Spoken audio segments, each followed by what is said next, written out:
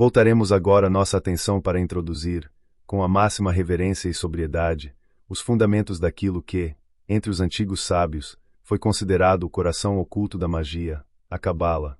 Não apenas como um conjunto de doutrinas místicas, mas como o eixo intelectual e espiritual que sustenta a arte cerimonial, permitindo ao estudante atravessar o limiar do visível para contemplar as forças que organizam o invisível. Aquele que se aproxima deste conhecimento deve compreender, antes de tudo, que aqui não tratamos de curiosidade profana nem de especulação sem propósito, mas de uma via que exige disposição íntima, disciplina da mente e preparo moral.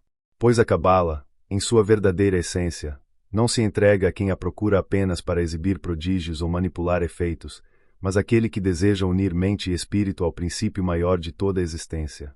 É necessário advertir, desde o princípio, que este estudo não se confunde com superstições populares ou rituais vazios.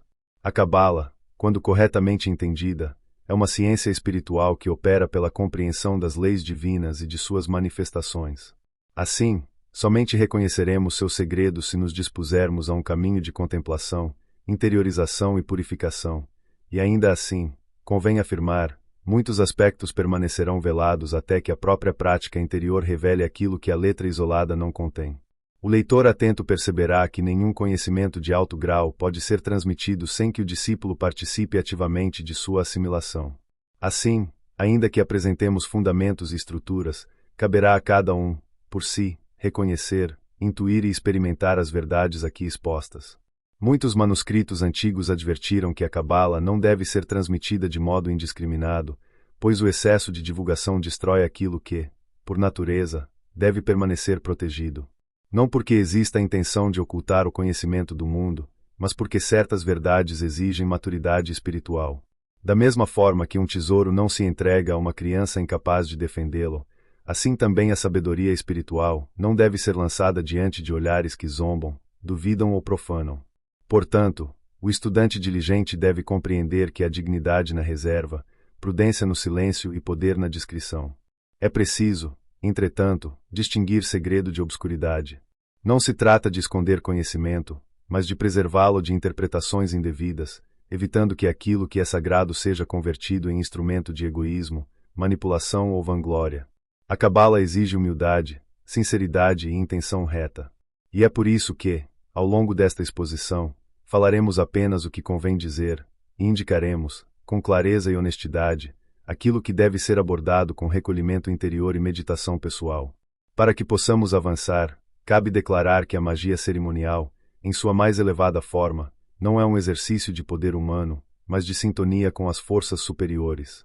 Podemos defini-la, de modo simples, como o esforço consciente de cooperar com as inteligências celestes, por meio de ritos, palavras, consagrações, invocações e contemplações que elevam o praticante a um estado de comunhão espiritual. Contudo, nenhum rito, por mais antigo ou preciso que seja, possui eficácia verdadeira se o operador não estiver internamente preparado. Assim, antes de buscar selos, nomes ou símbolos, é preciso buscar pureza de intenção, domínio das paixões e clareza de entendimento. Do mesmo modo, a Cabala não é um sistema separado da devoção à divindade, mas uma forma superior de compreendê-la. Todo movimento, toda operação, toda manifestação que se expressa no universo depende da vontade suprema. Assim, o primeiro princípio do cabalista é reconhecer que nada opera sem a causa primeira, e que todas as outras causas secundárias recebem de Deus sua possibilidade de existir e agir. Em outras palavras, o estudante que deseja aproximar-se dos mistérios deve, antes de qualquer coisa, aproximar-se do conhecimento da própria divindade. Mas não se engane, este conhecimento não se adquire apenas pela especulação racional. A Cabala ensina que só compreende verdadeiramente a divindade aquele que aprende a adorá-la em espírito e verdade, isto é, mediante a purificação do coração e da mente. Por isso, não basta conhecer os nomes, nem memorizar atributos, é preciso que cada nome, pronunciado ou contemplado, encontre ressonância interior. Somente assim tais nomes se tornam canais pelos quais os influxos celestes podem ser impressos na alma do mago. Caso contrário, eles permanecem meras palavras. Convém lembrar que a Cabala opera com a ideia de emanações divinas, isto é, potências que fluem da essência suprema e se manifestam em diferentes graus de realidade. Tais emanações, conhecidas como Sefirot, não constituem deidades distintas, mas expressões graduadas do único. Cada uma representa um aspecto da ação divina, e juntas formam uma estrutura que organiza desde os níveis mais elevados do ser até as formas mais densas da existência material. Essa compreensão fornece ao cabalista uma visão hierárquica do cosmos, tudo flui do alto, e tudo recebe seu ser segundo a ordem estabelecida pelo Criador. A magia cerimonial, portanto, não manipula forças estranhas ao plano divino, ela opera dentro da ordem espiritual já estabelecida. Quando o mago pronuncia palavras sagradas, ergue símbolos ou traça figuras, não está criando poder, mas alinhando-se àquilo que já é. A eficácia depende da consonância entre o operador e as leis espirituais, não de qualquer suposto domínio pessoal. Por isso, a arrogância espiritual é um obstáculo fatal. Aquele que busca dominar as potências divinas é, por definição, incapaz de ser canal para elas. Tudo o que aqui afirmamos visa preparar o estudante para compreender a responsabilidade que repousa sobre a prática. Não estamos lidando com curiosidades místicas, mas com princípios que podem transformar a consciência. Assim, o caminho cabalístico exige coragem para abandonar crenças superficiais, força para enfrentar a si mesmo e fidelidade ao bem. Não se pode tocar o sagrado com mãos impuras, nem profanar aquilo que a tradição preservou com tanto zelo. E agora, tendo colocado estes fundamentos, avançaremos, na próxima parte, para os elementos essenciais da preparação do mago, indicando quais disposições, virtudes e práticas iniciais são necessárias para que o buscador se torne capaz de receber, sem dano, os influxos da luz espiritual que a Cabala revela. Antes de prosseguirmos, é indispensável compreender que nenhum conhecimento elevado pode ser recebido sem a preparação adequada. A tradição sempre insistiu que a primeira disciplina do mago não se refere a gestos externos, mas à transformação interior. Isso significa abandonar, gradualmente, tudo o que obscurece a percepção do espiritual, excessos da imaginação, paixões desordenadas, opiniões precipitadas e impulsos que desviam a mente da contemplação profunda. Quem deseja tocar o conhecimento cabalístico precisa libertar-se das correntes invisíveis que impedem a ascensão do pensamento, e isso não se realiza de um dia para o outro, mas com esforço constante. Essa preparação não consiste em renunciar ao mundo, mas em aprender a discernir suas influências, reconhecendo quando certas paixões dominam a mente e a afastam do centro espiritual. O buscador deve observar seus movimentos internos com sinceridade, pois ninguém se torna capaz de receber influxos superiores enquanto estiver preso a impulsos meramente materiais. Não se trata de negar o humano, mas de reorganizar suas forças, integrando-as sob a luz da consciência.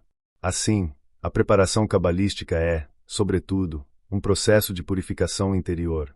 É necessário compreender também que, para ascender à visão espiritual, a mente precisa de silêncio. Não apenas silêncio externo, mas o recolhimento que permite ouvir o que a sabedoria antiga chamava de voz interior. As tradições espirituais afirmam que não é possível receber a luz superior se a mente estiver saturada por ruídos, distrações e inquietações constantes. Por isso, a prática do silêncio mental é uma das mais altas disciplinas, capaz de conduzir o praticante à percepção das realidades invisíveis. Ao mesmo tempo, não basta purificar-se, é preciso cultivar uma intenção nobre e reta. A Cabala não se entrega àqueles que buscam benefícios imediatos, poder pessoal ou manipulação de outros. A intenção correta é orientada ao conhecimento, à elevação da alma e ao bem. Toda intenção egoísta corrompe a prática, porque rompe a harmonia com os princípios divinos. Assim, antes mesmo de conhecer símbolos ou nomes, o estudante deve examinar seus motivos mais profundos e decidir, com sinceridade, se está disposto a seguir uma trajetória de responsabilidade espiritual.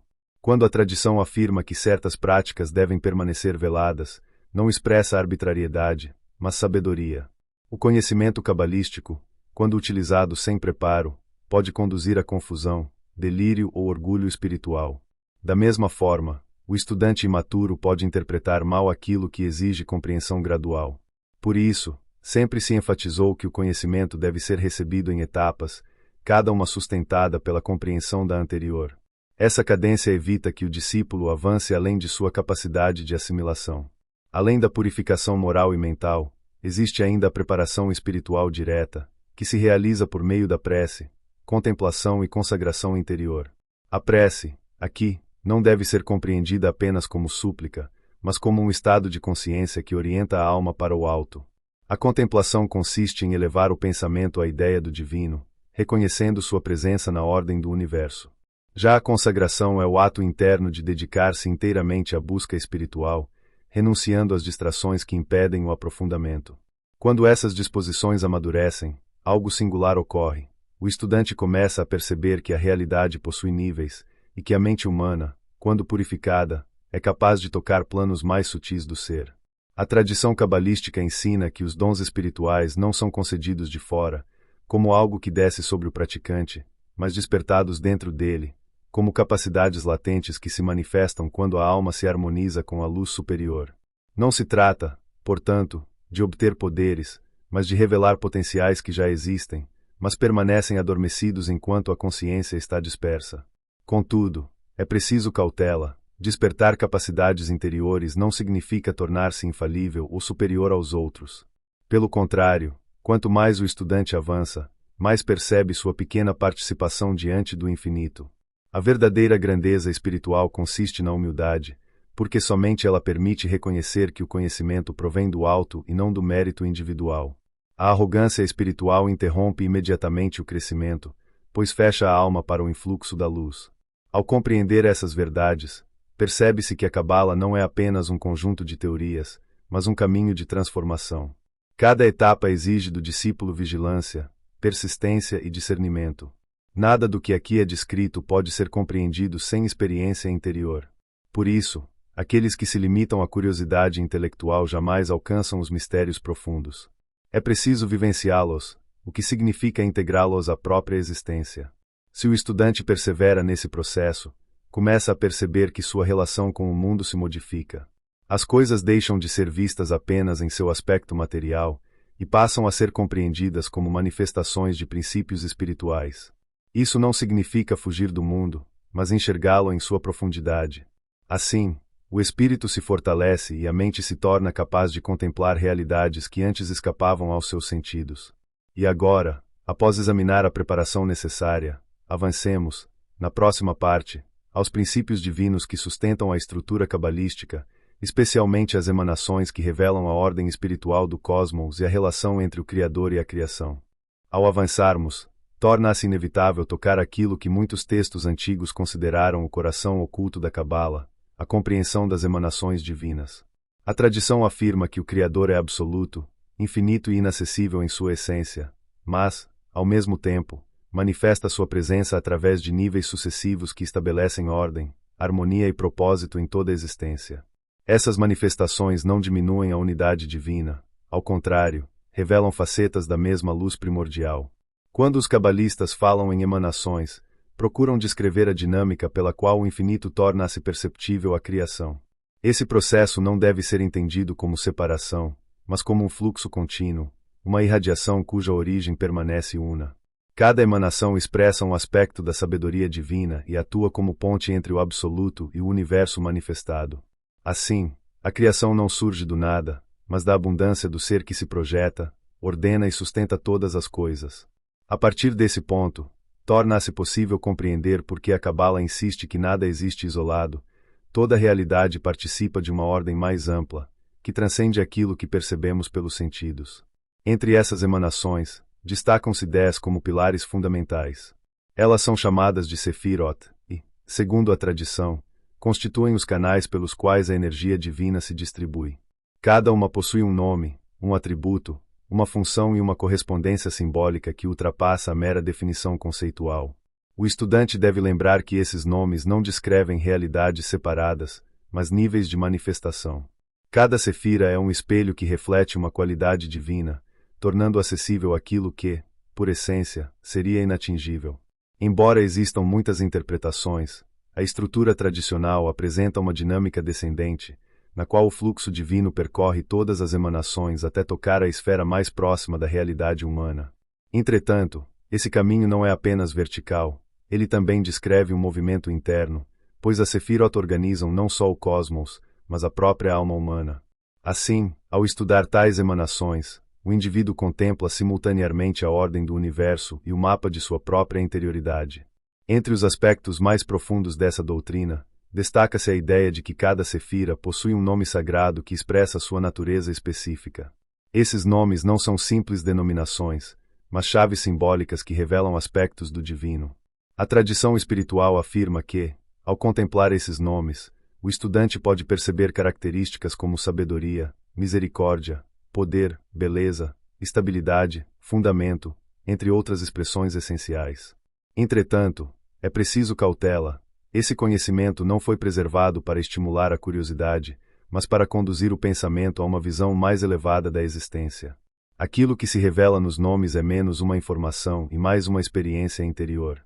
O estudioso pode memorizar cada termo, conhecer cada correspondência, mas nada disso significa compreender sua verdadeira essência se não houver transformação espiritual. A Cabala sempre advertiu contra o uso superficial de nomes sagrados, porque eles não possuem poder enquanto meras palavras. O que lhes confere significado é a consciência daquele que os contempla. Essa consciência não se limita ao pensamento racional. Quando a mente se volta para aspectos superiores, precisa ser guiada pela interioridade, pela abertura espiritual que percebe a presença divina além das formas. Por essa razão, os cabalistas antigos enfatizavam que as emanações devem ser estudadas com reverência, e nunca como mera especulação intelectual. A compreensão verdadeira não se conquista pela acumulação de conceitos, mas pela dedicação sincera ao processo de elevação interior. Ao observar a ordem das Sefirot, percebe-se que elas não apenas estruturam o universo, mas revelam um caminho de retorno. Assim como a energia divina desce pelos níveis, a alma, ao elevar-se, ascende pela mesma rota, porém em sentido inverso. Quanto mais o indivíduo se purifica, mais se aproxima das esferas superiores. Esse movimento não ocorre apenas após a vida material, mas pode ser experimentado durante a própria existência, quando a consciência atinge estados espirituais mais elevados. A visão cabalística sugere que todo ser humano possui, em potência, a capacidade de ascender interiormente. Não há privilégio reservado a poucos escolhidos. O que determina o avanço é a maturidade espiritual, a intenção reta e a disciplina interior. Por isso, a tradição afirma que o conhecimento está disponível àqueles que demonstram responsabilidade e respeito pelo sagrado. Qualquer tentativa de possuir tal saber unicamente para benefício pessoal, sem alinhamento moral e espiritual, conduz a desvios que impedem qualquer progresso real. Ao contemplar essas ideias, torna-se evidente que a Cabala não define o divino apenas como causa distante, mas como presença ativa que sustenta cada aspecto da existência. A criação não está desligada de seu princípio.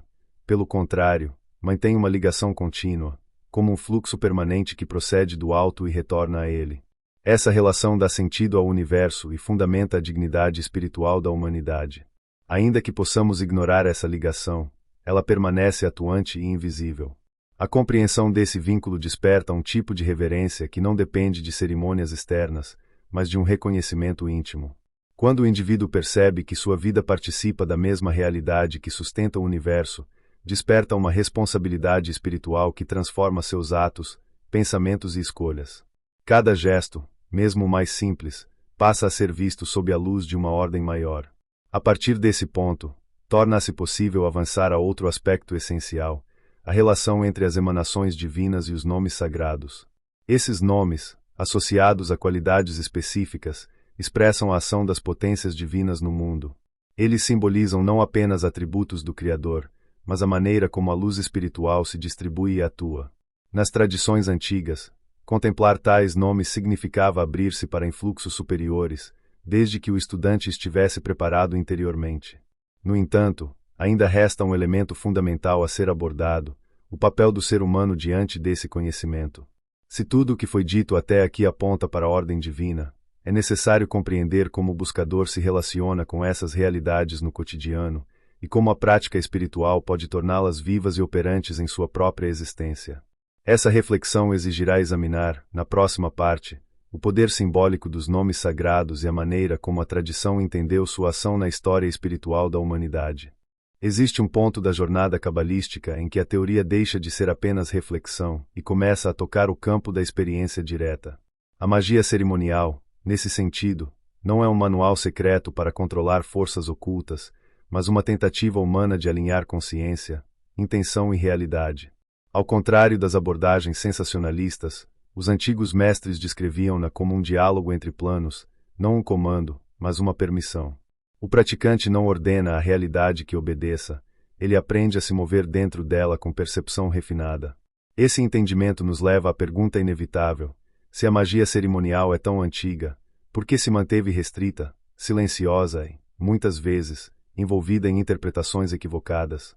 Uma resposta possível é simples: conhecimento transforma. E tudo que transforma profundamente o ser humano costuma ser preservado com cautela. Na tradição cabalística, transmitir sem preparo seria como entregar um mapa sem ensiná-lo a ser lido. A consequência poderia ser apenas confusão, ou a desestruturação de conceitos existenciais que sustentam a experiência humana. Desde sempre, a magia cerimonial foi associada a símbolos, nomes, figuras geométricas e rituais.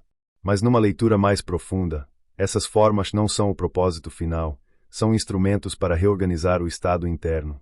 Cada gesto, cada palavra, cada representação só tem valor real quando encontra um propósito consciente. De nada adianta possuir um símbolo se o significado permanece fechado.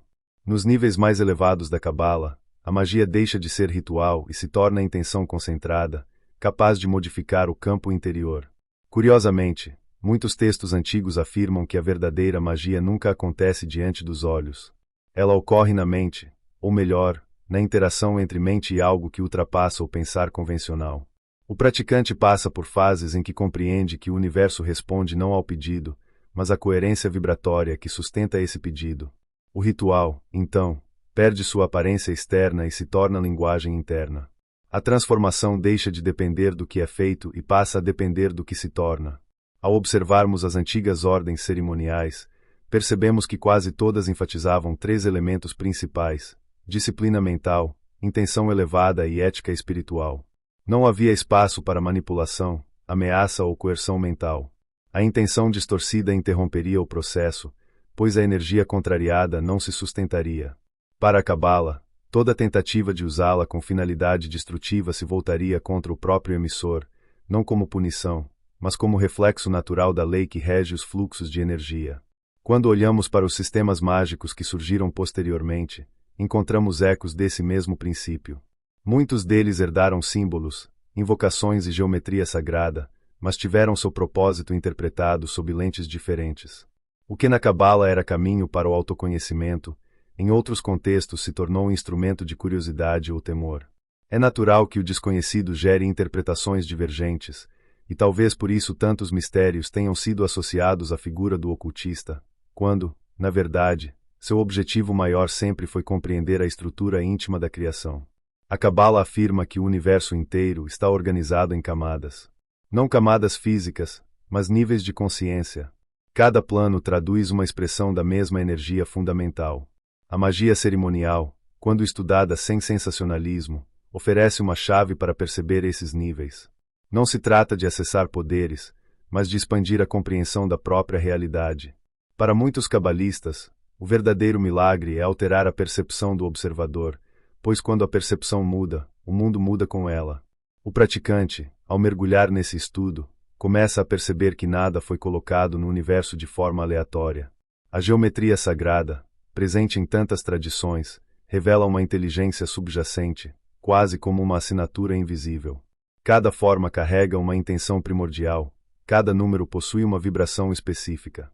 Não por acaso, números, letras, som e intenção formam a base da linguagem cabalística. A criação, dizem os antigos mestres, começou com um som. E tudo o que se manifesta seria consequência dessa vibração inicial que continua repercutindo até hoje. Esse entendimento conduz a reflexões inevitáveis. Se o universo é estruturado por vibrações, pensamentos também o são. Se pensamentos são vibração, sentimentos também.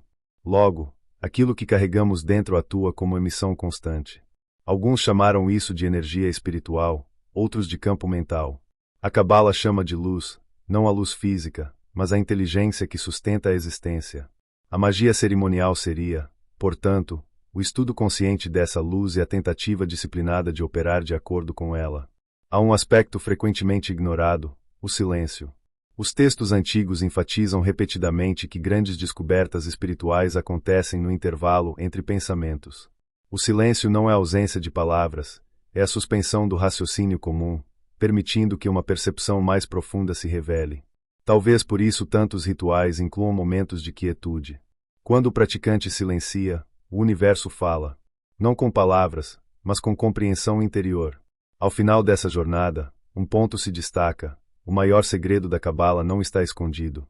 Ele está diante de todos, mas raramente percebido.